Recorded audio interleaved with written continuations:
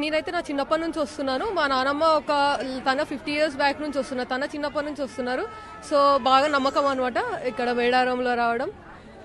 ఈసారి అయితే లైక్ ఉండింది, నెక్స్ట్ ప్రీవియస్ టైం కంటే ఈసారి బాగానే ఫెసిలిటీస్ అన్నీ ఇంప్రూవ్ చేశారు. గుడి కూడా రెనోవేషన్ చేశారంట. ఓకే, బట్ వాటర్ ఫెసిలిటీస్ అయినా అన్ని ఫెసిలిటీస్ బాగా చేశారు. మాకు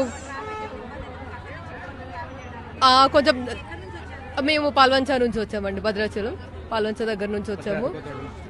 సో అనుకున్న మొక్కులు తీరాయి కాబట్టి ఎత్తు బంగారం ఇవ్వడానికి వచ్చాము. ముందుగా తెలంగాణ జంట నగరాల ప్రజలందరికీ మేడారం జాతర శుభాకాంక్షలు.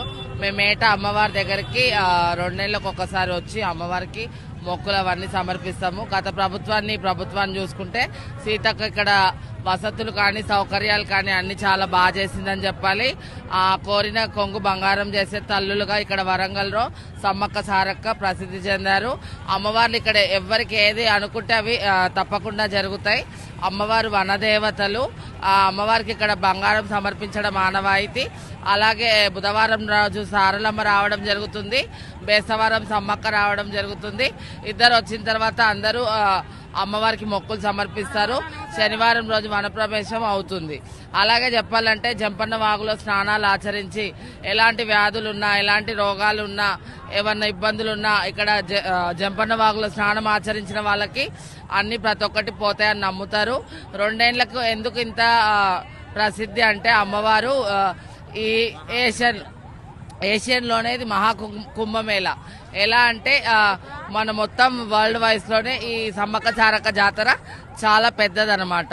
అమ్మవారు కోరిన కొంగు బంగారు చేసే తల్లులుగా ఎవరు ఏది మొక్కితే అమ్మవారు అంత పవర్ఫుల్ ఉంటుంది. ఇక్కడ బుధవారం రోజు అమ్మవారు వచ్చేటప్పుడు అంత ఆరంభం ఉంటుంది.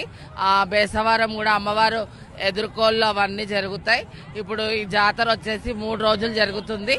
అమ్మవారు సమ్మక్క సారక్క చాలా ఏది అనుకుంటే అది మనసులో జరుగుతుంది. కాబట్టి అందరు ఇక్కడికి వచ్చి 2 ఏళ్లకు ఒకసారి వాన ఎండ చలికి అన్నిటికీ ఎలా ఉంటే అలా చిన్న గూడారులుగా ఏర్పాటు చేసుకొని రూములు ఉన్నా లేకున్నా వాష్రూమ్స్ ఫెసిలిటీస్ ఉన్నా లేకున్నా గత ప్రభుత్వంలో ఏముండేటివి కాదు. ఇప్పుడైతే కొంచెం వాష్రూమ్ ఫెసిలిటీస్ అవన్నీ ఉన్నాయి. అమ్మవారి దగ్గర అన్ని చాలా బాగున్నాయనే చెప్పాలి.